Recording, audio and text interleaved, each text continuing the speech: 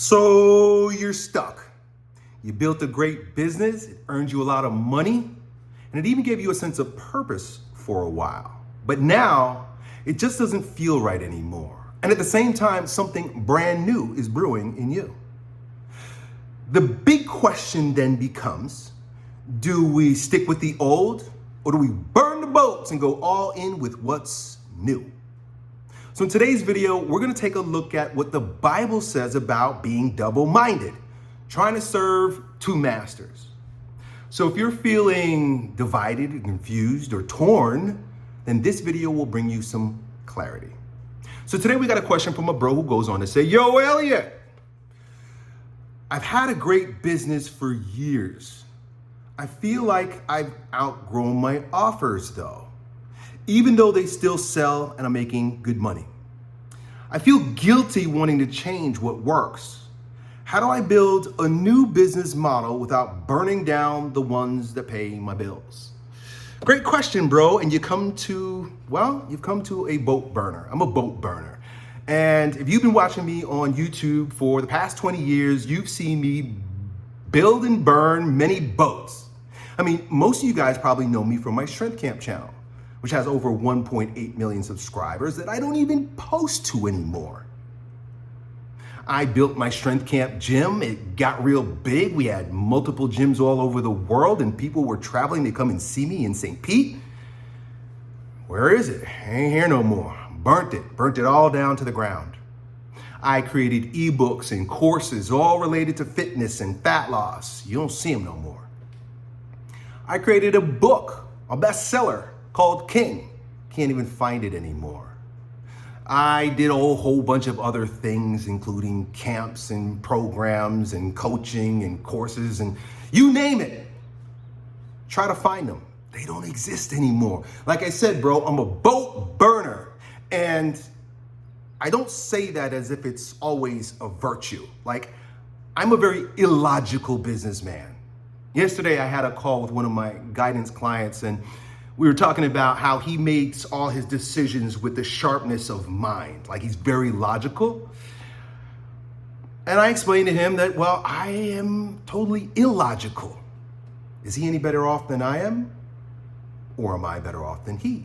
Well, we both enjoy our lives, but there's a value to being a little crazy. And so I want to share that with you. I mean, if you're here, you've probably heard me say do crazy things. And like a lot of my most popular videos on this channel are about do crazy things, like burn fucking boats.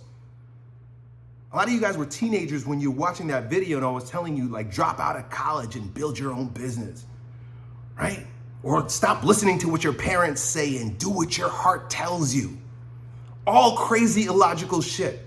But right now that you have some bag, right? You got baggage. They like to call money the bag, right? You're getting that bag. Now you're getting that bag. Remember, bag is short for baggage. Now that you got fucking baggage, you got something to actually hold on to. You're not a teenager anymore. Like Jesus said, man, it's hard for the wealthy man to enter the kingdom because that baggage is so damn delightful. You gotta burn the fucking bag. You gotta burn the bag. And you're not gonna get this advice from anyone else. You're not gonna get this advice anywhere else. You're only gonna get it from your old crazy Uncle E. And that craziness that I proceed from actually is integrity. And it might be a little bit of ADHD. Let me explain to you this terrible virtue of integrity that plagues me. Like I can't do something that my heart isn't fully invested in. I can't be divided. Like it hurts me so much. It hurts me to have my mind telling me one thing and my heart telling me the other and then trying to choose one. Especially if it's the mind, because then my heart will gnaw at me. I'll get resentful. Like all those old things that y'all wonder where it went, I had to burn down because they were baggage that was making me feel heavy and a lack of integrity and being double-minded. And I hate that. Once again, I get it. If you're being a good businessman, not like me, you're being a logical man, not like me, and you're allowing your head to lead and not your heart, like me, you're not going to do or be able to see what your old Uncle E is laying down right now. But if you're still listening and you want to receive, check this out. I'm going to give you some logic about my craziness. One of the things that we know as red-pilled men, wide awake, seeing through the facade of the intersexual dynamics in this world, right? You're awake. We recognize that there are certain traits that women have that confuse us, but it makes perfect sense. Women are a lot more vulnerable than we are, so they gotta protect themselves. Their faith maybe isn't as strong as a man's. So there's this thing that they do in the dating world that men are privy to now, and we see it when it's coming, called monkey branching. You know what a monkey brancher is? Think about a woman, she's holding on to one man's member, and she's not really feeling him so much anymore. She's kind of feeling like, well, it's time to move on. So rather than letting go of the branch and being free so that she can be open to something new to come in, she grabs another branch, another man's member, and then swings like a monkey, right? Whoop, whoop, whoop, swinging from branch to branch. Because there's a sense of stability associated with holding on to this branch before I go on to the other branch. That in a man is called effeminacy, because you're operating out of no faith. Like if you're truly a man of God, if you're truly a faithful man, and you're not operating out of your effeminacy, which leads us to masculine weakness, like it's okay for a woman to monkey branch. Like we have to see it for what it is and understand that their primal instinct is survival in a world that can dominate them. They're not men. So their power is a little bit more covert. But as a man, you should be able to let go of one branch, have the faith and the strength in God and your soul's goal to then develop the next thing. That's my logic on that. And I'm going to give you some advice from the ultimate alpha male who tells you to operate out of faith as well, Jesus Christ. So let's see what Jesus has to say about men who monkey branch from business to business rather than burning the boats, right? I bet Jesus would have been an entrepreneur a little bit like me, a little crazy. So here we go. Matthew 6:24. Here's what the God man says.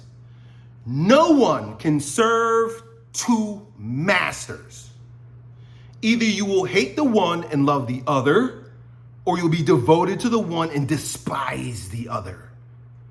You cannot serve both God and mammon.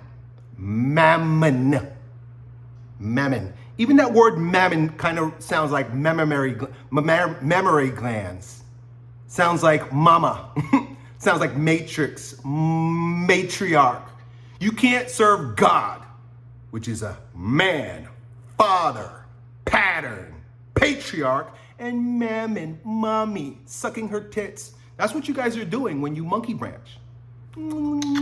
Sucking on. So how the woman holds on to one man's member and before he swings over to the other one, you know, like just sucking on mommy's tit, thinking that you're gonna get some sort of, that you're gonna get elevated while you're still sucking on the tit. You still, like Paul says, drinking milk. You're drinking milk and real men are eating meat. So you can't serve two masters. And if you try to serve two masters, you're actually trying to be double-minded. And when you're double-minded, you're fucking divided and it hurts, man. I don't know about you. And here's the thing. I know a lot of you logical guys, you listen to me now and you're like, oh, Elliott, because you're probably better entrepreneurs than me. Like I said, I'm a little bit crazy. And you're saying, oh, you just need to build up the all of the leverage points in your one business. Hire someone to help you with that and to manage it and keep it going while you go do your other thing. But you're still fucking divided because now you have other people you need to manage. You have to have meetings with that person. I've had business partners. And when I realized that, like, oh, my business partner's not going to run that without me having to meet with him, I'm like, no. Or meet with them. Or to manage the team. Or to have meetings. You're going to have fucking meetings. Sure, you can do it. And I know there are guys that can do it. And maybe you're the one of those kind of guys that can do it. But for me, it's much better to just take the axe and be done. Burn the fucking boat. That's me. And look, Jesus too. Because you know what's going to happen? Okay, like, I get you. You're being logical. I can give a little bit of here. I can give a little bit here. And then I can monkey branch on over to something else. This is what happens with women. I was giving you a little bit of intersexual dynamics before. But it kind of like, you know, it works. It's related. You're going to be devoted to one and despise the other. How many times has this happened with women? You know that you're on the outs with a woman when all of a sudden she starts disrespecting you and despising you. Like, she's still fucking you, but she also has disdain towards you. She can't hide it. That's when you know that someone else is dipping their spoon in her pudding. When she starts to despise you. You're going to start to despise the energy leak. You're going to become resentful too. And you're just going to hate yourself and everything else because you're going to be divided, serving two masters. Two masters, God or Mammon. And here's the thing, man. If you're anything like me, your business is not just a cash grab. Your business is actually strongly tied to your soul. Like, the work that we do, guys like me and you, aren't just about making a quick buck. It's a lot to do with the soul's expression or God working in the world through you. Like, my work is soul food for me and for you. Like, it's something I have to do. And if I'm divided or I'm taken away from that, it's particularly because I'm sucking on mammon, money,